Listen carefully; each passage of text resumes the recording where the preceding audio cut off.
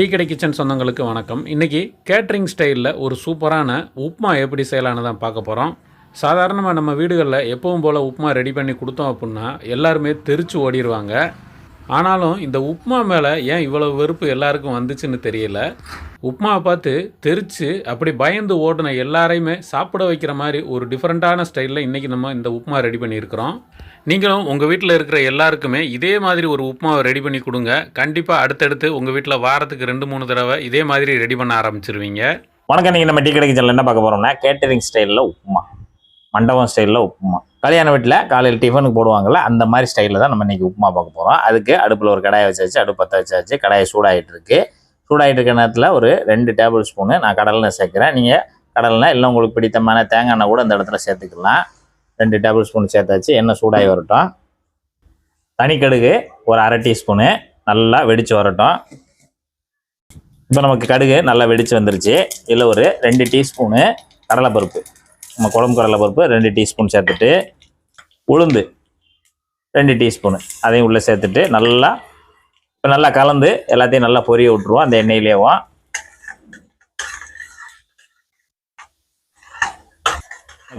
அந்த கடலைப்பருப்பும் உளுந்தம்பருப்பும் நல்லா பொரிஞ்சு லேசாக செவந்து வரணும். இந்த அளவுக்கு நல்லா செவந்து வந்த உடனே இங்கே நம்ம ஒரு மீடியம் சைஸில் 2 பெரிய வெங்காயத்தை வெட்டி வச்சுருக்கோம்.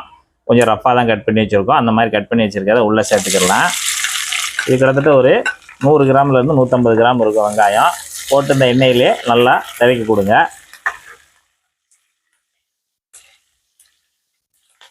நல்லா கட் பண்ணது, பொடுசாக கட் பண்ணது 1 டீஸ்பூன் அளவில் இஞ்சி துண்டுகளில் உள்ளே சேர்த்துடலாம். காரத்துக்கு நம்ம தகுந்தாப்புல நம்ம சேர்த்துக்கலாம். நான் ஒரு 3 பச்சை மிளகா, பெரிய பச்சை மிளகா நல்லா பொடுசாக கட் பண்ணி வச்சுருக்கேன். அதையும் உள்ளே சேர்த்துடலாம். கருவேப்பிலை ஒரு 3 கொத்தை உருவிட்டு உள்ளே சேர்த்துடலாம். இந்த வெங்காயம் இந்த உப்புமாவை பொறுத்த அளவில் ரொம்பையும் வெந்துட வேண்டாம். ஒரு பாதி அளவுக்கு வெந்தால் போதும். அந்த அளவுக்கு வெந்தாலே போதும், ரொம்பையும் மசிஞ்சிட வேண்டாம். இப்போ நல்லா பச்சை மிளகா, கருவேப்பிலை எல்லாம் போட்டு நல்லா ஒரு தடவை கலந்து விடுங்க. கலந்து விட்டுட்டு ஒரே ஒரு தக்காளி, நல்லா பழுத்த தக்காளி, ஒரே ஒரு தக்காளி நல்லா நீட்ட வாக்கில் கொஞ்சம் பொடிசாக வெட்டி வச்சுருக்கேன். அதையும் நம்ம உள்ளே சேர்த்துடலாம். சேர்த்துட்டு அதையும் நல்லா கலந்து கொடுங்க.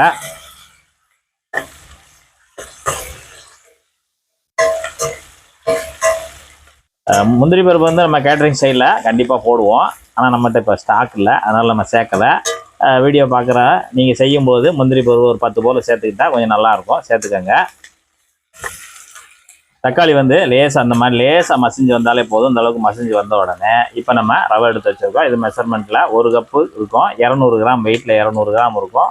200 கிராம் ரவையை நம்ம உள்ளே சேர்த்துட்டு இப்போ நம்ம வெங்காயம் தக்காளியோடு சேர்த்து இந்த ரவையை ரோஸ்ட் பண்ணிக்கலாம்.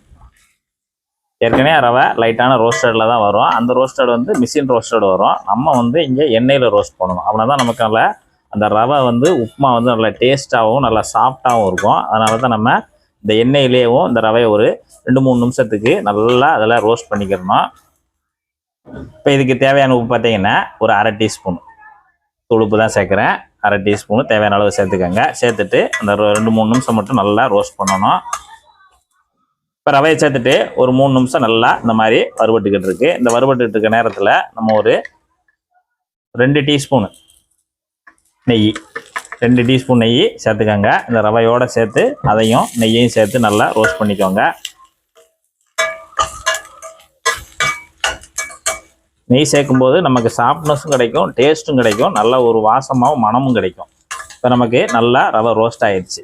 இந்த அளவுக்கு ரோஸ்ட் ஆன உடனே இப்போ நம்ம இதில் தண்ணி சேர்த்து உப்புமா பண்ணணும்ல, அதுக்கு இந்த சட்டியில் 250 ml பால் எடுத்துருக்கோம், 500 ml தண்ணி எடுத்துருக்கோம். ரெண்டையும் சேர்த்து ஒன்றா காய்ச்சி வச்சுருக்கோம். அந்த காய்ச்சி சூடாக தான் இருக்குது. அதை அப்படியே எடுத்துகிட்டு நம்ம இங்கே ரவையை வறுத்து வச்சுருக்கோம்ல, அதில் சேர்த்துடலாம்.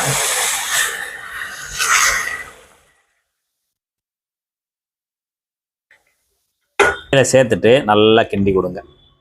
நல்லா கிண்டி கொடுங்க. ரவை அந்த தண்ணியை பூரா நல்லா வாங்கி வெந்துடும். வெந்த பிறகு நமக்கு நல்லா கொஞ்சம் கெட்டியாகி வரும். அந்த கெட்டியாகி வர்றதே நம்ம அந்த மாதிரி நல்லா பொருன்னு எடுக்கணும். இப்போ நம்ம இந்த ரவை உப்புமா செய்யும் போதே நம்ம அந்த பாலையும் தண்ணியும் இன்னொரு அடுப்பில் நம்ம அதை காய்ச்சி வச்சிட்டோம்னா இது ரவை வறுத்த உடனே அதை தூக்கி ஊற்றும் போது நமக்கு கரெக்டாக மேட்ச் ஆகி வரும். நல்லா கலந்து கொடுங்க. தண்ணி நமக்கு நல்லா ரவை வெந்து சுண்டி வரட்டும். இப்போ நமக்கு ரவையை சேர்த்து 3 நிமிஷம் நமக்கு நல்லா சுண்டி இந்த மாதிரி கெட்டிய பதத்துக்கு வந்திருக்கு. இந்த மாதிரி கொஞ்சம் கெட்டியாக வேணுங்கிறவங்க இந்த பதத்தில் இறக்கிடலாம். சிலர் கொஞ்சம் பொழு பொழுன்னு சாப்பிடுவாங்க. அப்போ நம்ம இன்னும் கொஞ்சம் நேரம் லேசாக ஒரு 2 நிமிஷம் அதை தண்ணியை பூரா நம்ம மறுபடியும் சுண்ட வச்சு பொழு பொழுன்னு ஆக்கிக்கிறணும். கொஞ்சமாக மல்லி இலை, இந்த டயத்தில் கொஞ்சமாக மல்லி இலை ஒரு 5 விரல் அளவு பொடிசாக கட் பண்ணி வச்சுட்டு அதையும் உள்ளே சேர்த்துடலாம். இப்போ லாஸ்ட்டாக வந்து நம்ம ஒரே ஒரு சில்லளவு தேங்காய் எடுத்து நல்லா துருவி வச்சுருக்கோம், நல்லா வெள்ளையாக துருவி வச்சுருக்கோம், அதையும் நம்ம சேர்த்துக்கலாம். இந்த இடத்துல சேர்க்கும் போது நமக்கு நல்ல டேஸ்ட் நல்லா கிடைக்கும். சேர்த்துட்டு நல்லா கலந்து கொடுங்க. இப்போ நம்ம இந்த இடத்துல ஒரே ஒரு டீஸ்பூன் போல் எண்ணெய், அப்படி எண்ணெய் சேர்த்தோம்னா நம்ம கொஞ்சம் பொழு பொழுன்னு வரும். அதுக்காகத்தான் ஒரு டீஸ்பூன் மட்டும் இந்த இடத்துல எண்ணெய் சேர்த்துக்கோங்க. சேர்த்துட்டு நல்லா கலந்து கொடுங்க. இந்த இடத்துல எண்ணெய் சேர்த்தோம்னா லைட்டாக அந்த மாதிரி லைட்டாக கீழே வந்து ரொம்ப அடிப்பிடிக்காமல் இருக்கும். அப்படி அடிப்பிடிக்காமல் கிண்டுறதுக்கு தான் இந்த இடத்துல கொஞ்சமாக எண்ணெய் சேர்த்து நம்ம கிண்டுறோம்.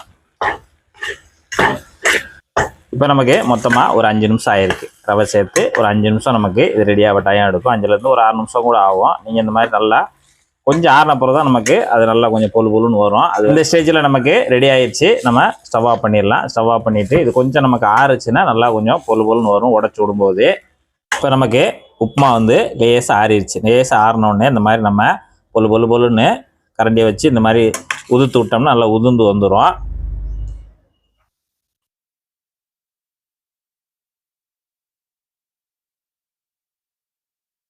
இன்னைக்கு நம்ம டீ கடை கிச்சனில் சூப்பரான ஒரு பால் உப்புமா அருமையாக தயாராகிருக்கு. கேட்ரிங் ஸ்டைலில், மண்டபம் ஸ்டைலில், என்றென்றும் புன்னகையோட. ஏன்னா இந்த உப்புமாலே எல்லாரும் பதறி அடித்து ஓடுவாங்க, பக்கத்துலேயே வர மாட்டாங்க. ஆனால் இந்த மாதிரி உப்புமா அவங்க சாப்பிடும்போது எங்கேயும் போக மாட்டாங்க, பக்கத்துலேயே இருப்பாங்க. அந்த மாதிரி உப்புமா தான் இந்த மாதிரி உப்புமா இப்படி தயார் பண்ணியிருக்கோம். பார்த்தீங்கன்னா சூப்பராக ரெடி ஆகிருக்கு. அப்படியே ஒரு தேங்காய் சட்னி, லைட்டான சாம்பார் இருந்தாலும் சூப்பராக இருக்கும். அருமையாக ரெடி ஆகிருக்கு.